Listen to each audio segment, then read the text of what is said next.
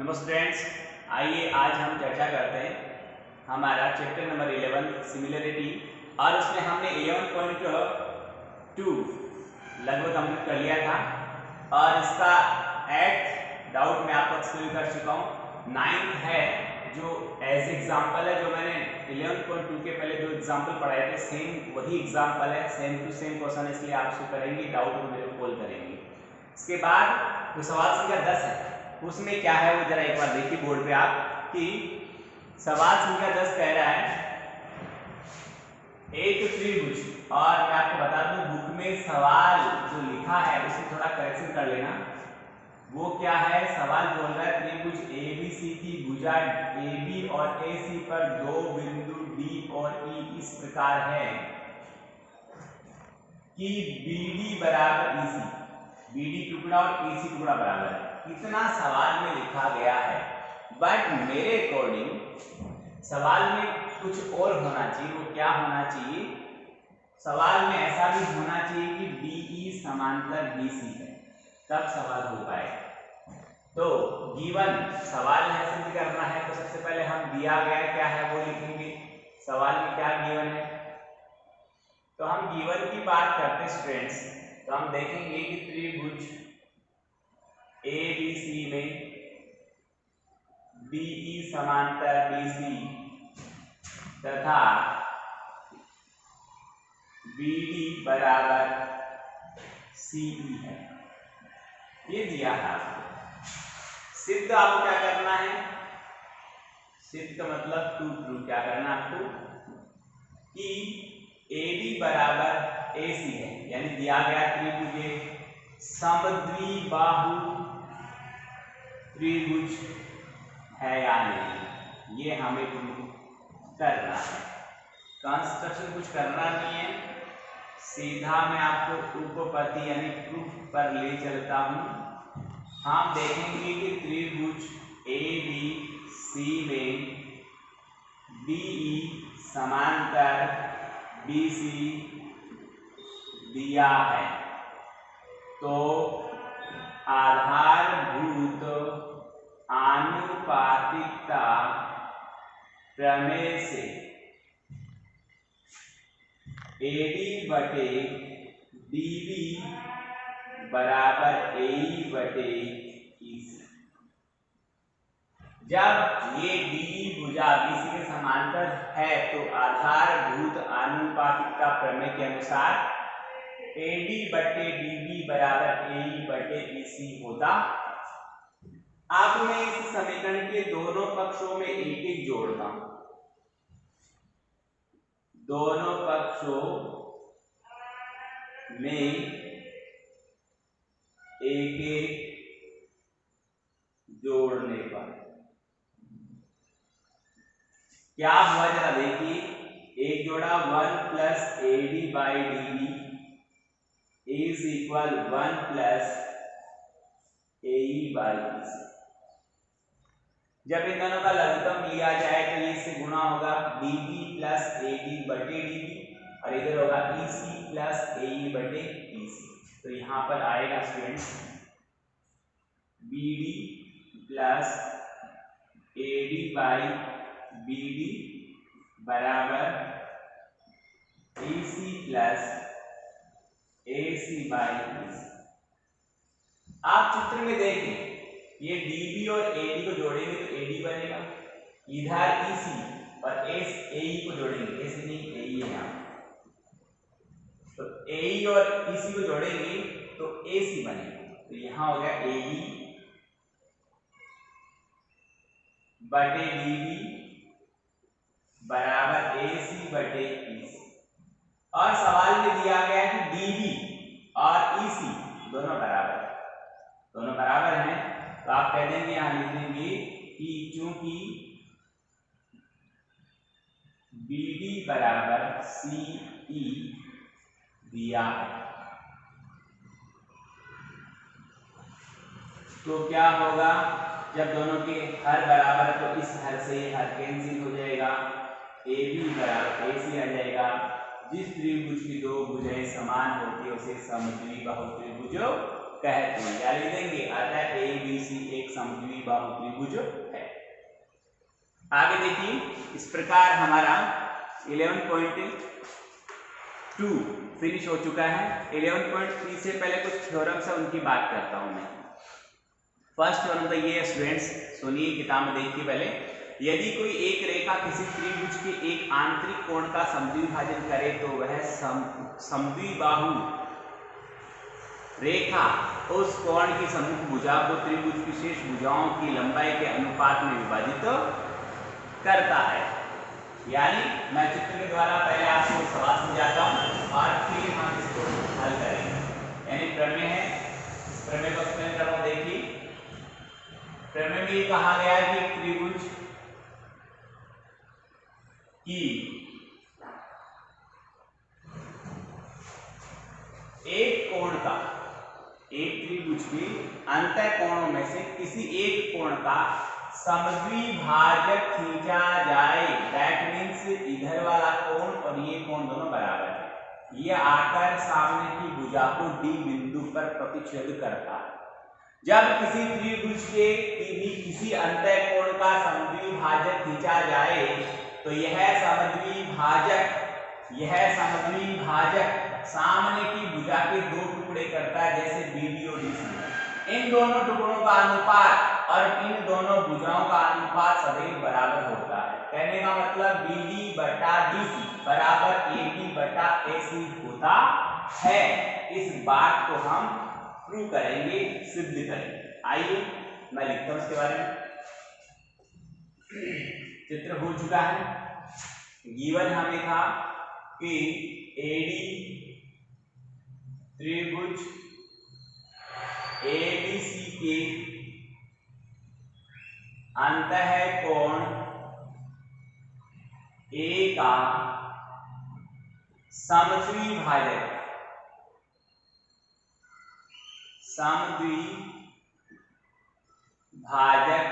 है।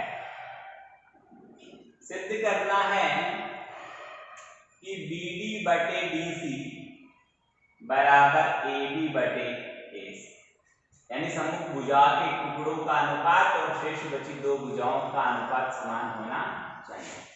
यहाँ कुछ हमें रचना करनी पड़ेगी स्टूडेंट्स, यानी कुछ कंस्ट्रक्शन करना पड़ेगा। तो वो कंस्ट्रक्शन ये होगा कि मैं AD के समांतर, थोड़ा सा मैं माफी चाहता हूँ कि यहाँ हमारे पास जगह नहीं है, थोड़ा सा कंस्ट्रक्शन ऊपर बढ़ाना पड़ेगा, इसलिए मैं इस डायग्राम को हटाकर थोड़ा सा नीचे बनाता हूँ। यहाँ बना, ये त्रिभुज ABC है, ये AD कोण A का समद्विभाजक है और मैं इस DA के समांतर एक रेखा खींचता हूं जो ऊपर चली गई, जो BA को आगे बढ़ाने पर बिंदु E पर मिलती है। मैंने BA के समांतर एक रेखा खींची CE, जो BA को आगे बढ़ाने पर बिंदु E पर मिलती है। यानी BA समांतर CE है। तो ये वाला कोण इसके बराबर हो जाएगा, क्योंकि समांतर रेखाओं पर ऐसे जब Z की आकृति बनती है ऐसे, तो इस Z के कॉर्नर में बनने वाले कोणों को एकांतर कोण कहते हैं। यदि ये दोनों भुजाएं समांतर है तो ये कोण बराबर होने चाहिए, यदि ये कोण बराबर है तो ये भुजाएं समांतर होनी चाहिए।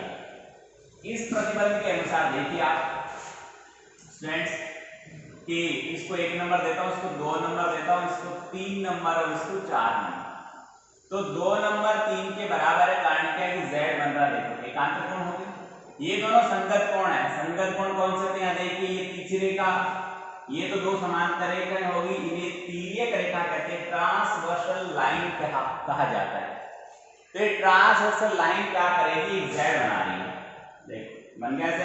इस Z के दोनों कॉर्नर में एंगल बन रहे हैं, ये एकांतर कोण है। और इस फिगर में वो कोण जो बिल्कुल एक जैसी पोजीशन में बन रहे हैं उन्हें संगत कोण कहते हैं, कॉरस्पॉन्डिंग एंगल्स कहते हैं। पोजीशन देखना, ये पोजीशन इसके समान है। कैसे गुरुजी समान? समांतर रेखा के ऊपर, तिर्यक रेखा के बाईं ओर, ये भी समांतर रेखा के ऊपर, तिर्यक रेखा के बाईं ओर, सेम पोजीशन है, इन्हें कहते हैं संगत कोण। ऐसे ये समांतर रेखा के ऊपर, तिर्यक रेखा के दाईं ओर, समांतर रेखा के ऊपर, तिर्यक रेखा के बाईं ओर समान पोजीशन है, ये हो गए संगत कोण। ऐसे देखो समांतर रेखा के नीचे, तिर्यक रेखा के बाईं ओर, समांतर रेखा के नीचे, तिर्यक रेखा के बाईं ओर, ये भी संगत और ये भी संगत। तो ऐसे 1 नंबर 4 के संगत कोण है और 2 नंबर 3 के एकांतर कोण इसके समान हो गए। तो आज क्वेश्चन देखिए मैंने क्या कहा कि BA समांतर CE खींचा जो BA को आगे बढ़ाने पर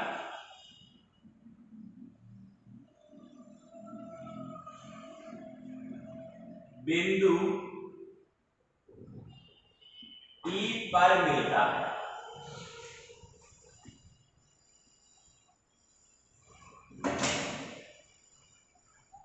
ठीक है, आप प्रूफ में देखिए, प्रूफ में क्या होगा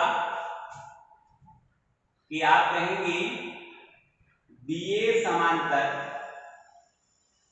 CE कहां से आया, रचना से।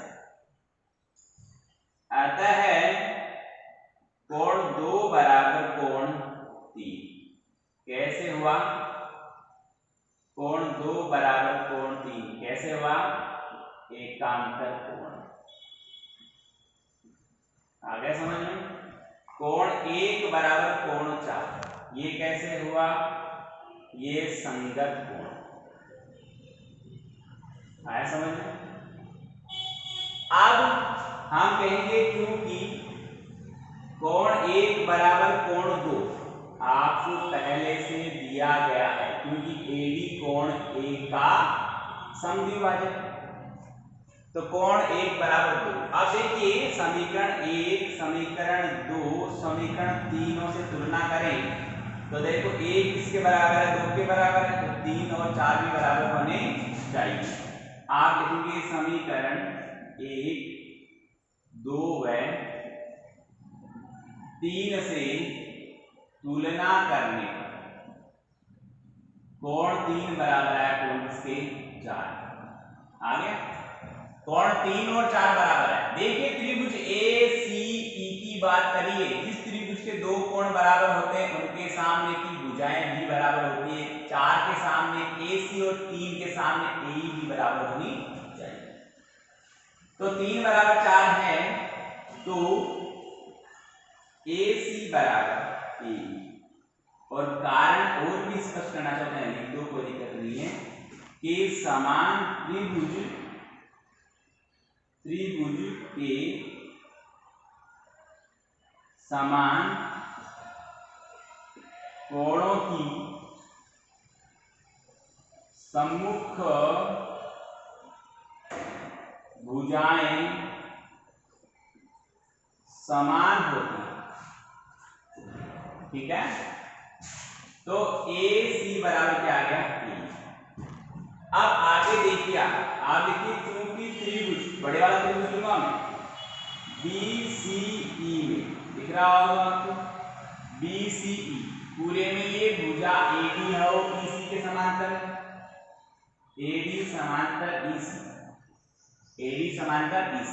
तो अभी मैंने बताया कि जब किसी त्रिभुज की एक भुजा के समांतर कोई रेखा खींची जाती है तो वह शेष भुजाओं के को समान अनुपात में विभाजित करती है, यानी BD बटा DC बराबर BA बटा AE होना चाहिए। समांतर है, आता है आप लिख सकते हो, आता है आधारभूत आनुपातिकता प्रमेय से। और नीचे जगह नहीं है, ऊपर वाले क्वेश्चन को हटा रहा हूं, देख लिया होगा आपने कि ये दिया गया, आप सवाल में उठा के लिख सकते हो, ये सिद्ध करना है।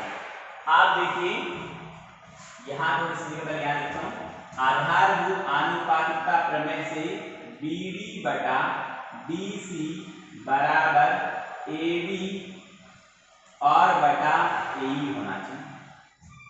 अब AE किसके बराबर है? AE किसके बराबर है? AE AC के बराबर है। तो यहाँ AE की जगह क्या लिख सकता हूं मैं? AC लिख सकता हूं। तो BD बटे BC बराबर AB और बटे AC। यही स्टूडेंट देखिए हमें सिद्ध करना था, BD बटे DC बराबर AB बटा AC। इस प्रकार हम कह सकते हैं कि किसी त्रिभुज के एक या किसी भी अंतःकोण का समुद्री विभाजक सम्मुख भुजा को शेष भुजाओं के अनुपात में विभाजित करता है। अब आगे देखिए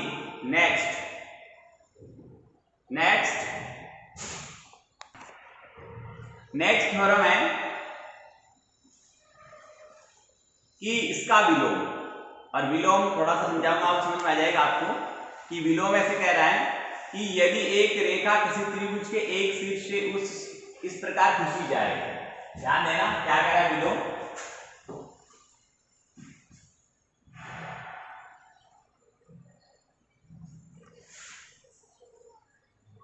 विलोम है जैसे इसका उल्टा। अभी जो हमने प्रमेय सिद्ध की स्टूडेंट्स में हमने ये देखा कि किसी त्रिभुज के एक अंतःकोण का समुद्री विभाजक खींचा जाए। यदि ये समुद्री विभाजक है अर्थात BD इस कोण के दो बराबर टुकड़े करता है, तब ऐसी स्थिति में इस सामने की भुजा के दोनों टुकड़ों का अनुपात शेष भुजाओं के अनुपात के बराबर होता है। पर विलोम में उल्टा चलेगा कि यदि किसी त्रिभुज के एक शीर्ष से एक रेखा इस प्रकार खींची जाए कि वह सामने की भुजा को शेष भुजाओं के अनुपात में बांटे, तो ये रेखा इस कोण का समुद्री विभाजक कहलाती है। ये इसका और इसमें काम सेम टू सेम ऐसे करना है। क्या कहोगे आप कि सॉरी जितना AC है उतना हम BA को आगे बढ़ाने से बोलेंगे। ओके, जितना AB है उतना जितना AC है उतना ही BA को आगे बढ़ाया, फिर इसको आपने ज्वाइन कर दिया। ओके, या यहाँ पर ज्वाइन करके यस, जब जितना आपने AC है उतना ही आपने किसको बढ़ाया A, यहाँ A पॉइंट है AE बनाया, तो ये वाला कौन इसके बराबर हो गया? ये 3 नंबर है, ये 4 नंबर है, ये 2 नंबर है और ये 1 नंबर। बराबर नहीं है पर ये नाम क्रमांक नहीं दिया है। अब आप देखिएगा स्टूडेंट्स क्या हुआ कि हमें गिवन है कि BD बटे BC बराबर AB बटे AC, ये हमें गिवन है। अब AC किसके बराबर हो गया? AE के बराबर हो गया। तो नेक्स्ट स्टेप में मैं यहाँ AB बटा AC न लिखकर AE लिखूंगा, समझ में आ गई? और BD बटे BC। अब इसको सोचिए, ये तो है हमें गिवन, और इसको समझिए क्या है कि BD बाई DC बराबर AB बाई AE। तो एक त्रिभुज BAE आपके पास पूरा बन रहा है, दिख रहा है? देखिए मेरी लाइन चल रही। इसमें क्या हुआ, इसकी दो भुजाओं का अनुपात, दो भुजाओं के खंडों का अनुपात बराबर है। BD बटे DC बराबर AB बटे AE आया। इस त्रिभुज को ऐसे घुमाकर सीधा किया जाए तो समझ में आएगा। ऐसा बनेगा आपको, ऐसा बनेगा, थोड़ा सा इसको सीधा किया जाए, थोड़ा सा ऐसे पीछे आ रहा है और ऐसे आ रहा है। तो आप समझिए इसको, अभी क्या आ रहा है कि इस भुजा का, यानी इसको नाम दे A, इसको नाम दे हम सॉरी ये अपने पास में B, ये अपने पास में D, ये अपने पास में C, ये अपने पास में A, यहाँ पर भुजा A और ये भुजा हमारे पास में B। इसको हम यदि गोल करें तो एक बार इसको भूल जाओ, हमें गिवन है BD बटे DC बराबर BA बटा AE है। यदि एक भुजा त्रिभुज में इस प्रकार खींची जाए कि वह त्रिभुज की शेष भुजाओं यानी दो भुजाओं को समान अनुपात में बांटे, यानी BD बटा DC बराबर AB बटा AE होता है, तो इस स्थिति में वो खींची गई रेखा तीसरी भुजा के समांतर होनी चाहिए। ये आधारभूत आनुपातिकता प्रमेय का विलोम कहलाता है। तो वो विलोम या काम लेंगे। ये लिखने के बाद, ये समझा तो मैंने दिया है, ये लिखने के बाद आप सीधा नीचे लिखेंगे आधारभूत आनुपातिकता प्रमेय के विलोम से कहेंगे क्या कि AD समांतर है EC के। जब AD और EC समांतर है तो आप कहेंगे कि 4 नंबर कोण 2 के बराबर होना चाहिए एकांतर के कारण, और 3 नंबर 1 के बराबर होना चाहिए संगत के कारण, और 3 और 4 पहले से बराबर है। तो क्या हुआ, ये दोनों बराबर हो जाएंगे, अर्थात एडी कोण ए का समद्विभाजक कहलाएगा। तो स्टूडेंट इस प्रकार आज की क्लास में हम इतना पढ़ेंगे और कुछ थ्योरम्स मैं नेक्स्ट क्लास में और पढ़ाऊंगा, उसके बाद हम 11.3 स्टार्ट करेंगे। उम्मीद करता हूँ वो समझ में आया होगा। अच्छी तरह देखें, समझें, होमवर्क जरूर करें पेपर में। बहुत बहुत धन्यवाद।